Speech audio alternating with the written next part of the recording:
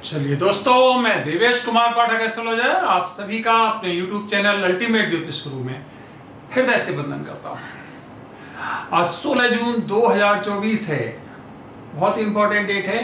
आज मैं आपको ये महत्वपूर्ण वीडियो दे रहा हूँ। मैंने बीच में कुछ इस तरह की वीडियोस देना कम कर दिया क्योंकि दुनिया में रक्तपात, भूख, हिंसा इतनी बढ़ रही है जिनके बारे में पहले ही बता चुका हूं। अब उनके बारे में बार बार बताने में मुझे खुद बहुत बुरा लगता है। जो परिस्थितियां दुनिया में चल रही और जो आगे का दृश्य दिख रहा है उसको देख के वास्तव में बहुत दुख होता है और उसको वर्णित करने में उससे ज़्यादा दुख होता है। आप लोगों को लगता होगा कि इस तरह का वर्णन करने में इनको सुख मिलता होगा, बिल्कुल नहीं। हम आप लोगों को होशियार करने के लिए केवल इस तरह के वीडियोस देते हैं, लेकिन इस तरह की घटनाएं जब होती हैं या जब दिखाई देती हैं आगे, तो वास्तव में आप लोग नहीं समझ पा रहे होंगे कि कितना दुख होता है। रातों की नींद हराम हो जाती है और हम बहुत टेंस्ड हो जाते हैं। तो आज जो महत्वपूर्ण वीडियो मैं देने जा रहा हूं आपको वो है dangerous time for world ahead. आज 16 जून के बाद ये वीडियो मैं आपको दे रहा हूं। आगे का समय दुनिया के लिए खतरनाक दिखाई दे रहा है।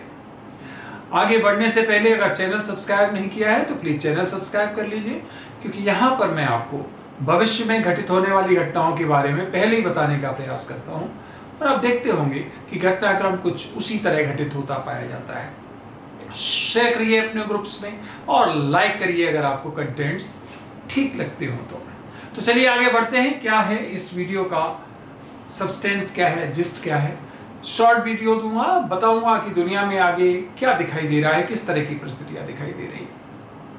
तो जो युद्ध 2022 में शुरू हुआ था, याद होगा आपको, 24 फेब 2022 को, जिसपे 22 तारीख को सिग्नेचर किए थे पुतिन ने और 24 से वो युद्ध शुरू हो गया था, वो आज भी चल रहा है। अब सबको पता है एक लंबा युद्ध हुआ, जो मैंने बताया भी था आपको कि अगर ये 27 दिन में समाप्त होता है तो हो जाएगा और नहीं तो फिर ये लंबा चलने वाला है। तो आपने देखा कि वो युद्ध लगातार अभी तक चल रहा है, वो समाप्त नहीं हो रहा है। प्रयास भी हुए लेकिन वो प्रयास सब विफल हुए, यही मैंने आपको बताया था। मैंने कहा था यूक्रेन बर्बाद हो जाएगा और इसके साथ ही साथ रूस को भी बर्बादी का सामना करना पड़ेगा, और आज वो आप देख पा रहे होंगे। आगे की परिस्थितियां और ज़्यादा हमें विकट दिखाई दे रही हैं। ये 4 अक्टूबर तक ये परिस्थितियां खराब है। फिर उसके बाद में, जैसा कि आपको मालूम है, 2025 29 मार्च बहुत ही इंपॉर्टेंट डेट्स हैं वहाँ पे। वहाँ कुछ ऐसा ग्रहमंडल का योग बन रहा है और साथ ही साथ वहाँ से शनि जो है वो मीन राशि में आ रहा है और वो बहुत उथल पुथल मचाने वाला है। तो एक तरह से जो कालखंड मैंने आपको 2029 तक दिया हुआ है, वहां तक लगातार डिस्टर्बेंसेस हैं। पर ये जो कालखंड आ रहा है आज से, जो मैं आपको दे रहा हूं, ये कालखंड ज्यादा और परेशानियां पैदा करने वाला है। पीछे भी मैंने जो वीडियोस दिए थे उसमें भी आपको बताया था कंपैरेटिवली ज्यादा खतरनाक है। हथियार अब ज्यादा बड़े यूज होंगे, ज्यादा खतरनाक, उस तरह की परिस्थितियां बनी। यहां से और ज्यादा खतरा दिखाई दे रहा है, उससे बड़े हथियार यूज होते दिखाई दे रहे हैं, उससे ज्यादा डिस्ट्रक्शन दिखाई दे रहा है। तो परिस्थितियां बहुत ज्यादा विपरीत दिखाई दे रही। तो क्या है, यहां पर रूस के अंदर घुस के रूस को घेरने की पूरी तैयारी हो चुकी है। रूस के अंदर घुस के उसके अगेंस्ट बड़े हमले किए जाएंगे, जिसमें उनके कुछ महत्वपूर्ण जो सिटीज हैं, एक तो क्षेत्र है क्रीमिया, यस, और दूसरा है कैलिनिनग्राड। ये दोनों ही क्षेत्रों में आप देखेंगे, कैलिनिनग्राड के लिए तो बहुत बड़ी योजना सामने आएगी, आप देख पाएंगे। उसको तो एक तरह से बिल्कुल विध्वंस करने की परिस्थिति बना ली गई है। वो एक ऐसा क्षेत्र होगा जहां सबसे ज्यादा, जैसे ही ये बड़ा युद्ध शुरू होगा, सबसे ज्यादा जो केंद्र होगा उसी में होगा और पूरा यूरोपियन जो प्रभाव होगा, उनका इन्फेसिस होगा, वो इसी क्षेत्र पे होगा। ये आपका क्रीमिया में बहुत बड़े हमले यहां पर किए जाएंगे यूक्रेन की तरफ से, आप देखेंगे। और इन हमलों के बदले में रूस बहुत हमले करेगा, जो उनके जो शहर हैं, साथ ही साथ कीव में भी कई हमले किए जाएंगे। इसका मतलब क्या है कि परिस्थितियां और विपरीत होने वाली हैं और युद्ध और आगे भड़कने वाला है। आपको याद है नाटो के कई देशों के जो है वो जो गार्ड्स हैं, सुरक्षाकर्मी हैं, वो ऑलरेडी यूक्रेन में हैं, मैंने पहले बताया था आपको, और वो तरह तरह की ट्रेनिंग दे रहे हैं, तरह तरह की सहायता कर रहे हैं। उसको और बढ़ाया जाएगा। प्रत्यक्ष और परोक्ष दोनों तरह की सहायता यूक्रेन के लिए दी जाएगी, क्योंकि अगर नाटो को पता है, अमेरिका को पता है, अगर रूस जीत गया तो उसे रोकना असंभव हो जाएगा। लेकिन अगर वो पराजित हो गया तो भी बहुत मुश्किल है, तो भी बर्बादी तय है। तो इसका मतलब क्या है कि बर्बादी दिखाई दे रही है। ये जो शहर मैंने बताए, और इसके बदले में रूस कई क्षेत्रों पर अपने हमलों का क्षेत्र बढ़ाना चाहेगा। तो कुल मिला के घात प्रतिघात, आक्रमण प्रति आक्रमण और आगे बढ़ने वाले हैं। तो वो केंद्र जो है वो कहीं शांत नहीं दिखाई दे रहा है। अभी उस पर्टिकुलर केंद्र में, उस क्षेत्र में अभी और भीषण युद्ध दिखाई दे रहा है। ठीक इसी तरह इजराइल का भी मैंने बताया था कि बहुत कोशिश होगी, इवन अमेरिका भी कोशिश करेगा, लेकिन इजराइल नहीं मानेगा। और आपने देखा वही सब कुछ घटित हुआ। इजराइल आज भी नहीं मान रहा है, और वहां पर भी इजराइल को बड़ा लॉस झेलना पड़ रहा है। जो मैंने पहले बताया था कि इस बार इजराइल के लिए लड़ाई बहुत आसान नहीं होगी, बहुत बड़ा लॉस हुआ है उनको, और अभी और उनको लॉस झेलना है।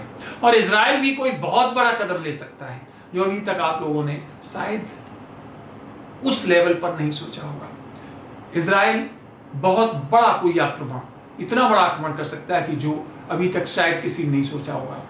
और इजराइल के ऊपर भी इसी तरह के आक्रमण दिखाई दे रहे हैं। तो इसका मतलब है वो केंद्र भी पूरी तरह से ऊर्जित है। तो ये दोनों क्षेत्र हो ही गए। इधर चीन, ताइवान, यहां पर लगातार खतरे की घंटी चल रही है। तो इसका अर्थ क्या हुआ? जो मैंने लिखा है कि dangerous time for the world, ये दुनिया के लिए अच्छा समय नहीं है। और आगे 4 अक्टूबर तक खासकर आप देखिए कि एक संघर्ष की परिस्थितियां बनती हुई दिखाई दे रही हैं। भारत भी इससे सुरक्षित नहीं है। ध्यान रखिए, भारत में भी हमने जब आपको शुरू में ईयर में बताया था तो कुछ परसेंटेज दिया था कि पाकिस्तान और चाइना के साथ संघर्ष कितने परसेंट है। कम था, लेकिन था। वो परिस्थितियां भी बनी हुई हैं। इसका मतलब है कि दुनिया में जिधर देखो युद्ध का माहौल दिखाई दे रहा है। और ये माहौल कब बड़ा रूप ले लेगा, बहुत मुश्किल है इसका असेसमेंट करना, क्योंकि कालखंड ऐसा चल रहा है, ये एक तरह से जिसको आप डिस्ट्रक्शन का कालखंड कहते हो, वो चल रहा है। एक तरफ डिस्ट्रक्शन, एक तरफ कंस्ट्रक्शन, दोनों ही चलेंगे साथ साथ। ये मैंने 2019 में आपको जो वीडियो दिया था उसमें बताया था, याद होगा हमारे रेगुलर व्यूअर्स को। तो मैं कोशिश करूंगा कि पॉइंटेड वीडियोस भी आपको दो। अभी ये एज ए होल मैंने आपको बताया कि आगे आने वाला समय बहुत अच्छा नहीं है। अभी पीछे वीडियो जो मैंने दिया था उसमें बताया था आग की घटनाएं बहुत घटित होंगी दुनिया में, आग यहाँ से प्रभावी होने वाली। तो आपने देखा पिछले 3-4 महीने में बहुत बुरा हाल हुआ है। आग की घटनाएं कितनी हुई हैं, हर तरफ आप देख रहे होंगे। अग्नि का जो तत्व है वो बहुत इफेक्टिव था। इसी के साथ मैंने बताया वायु तत्व और जल तत्व उसके बाद। तो अब यहाँ से आप देखेंगे कि वायु तत्व और जल तत्व, बड़े बड़े तूफान, हरिकेन्स, इस तरह की परिस्थितियां हो रही हैं। समुद्र में तूफान उठ रहे हैं। साथ ही साथ जल इतना ज़्यादा कहीं पर बरसात हो रही है कि सब कुछ बहा के ले जा रही है।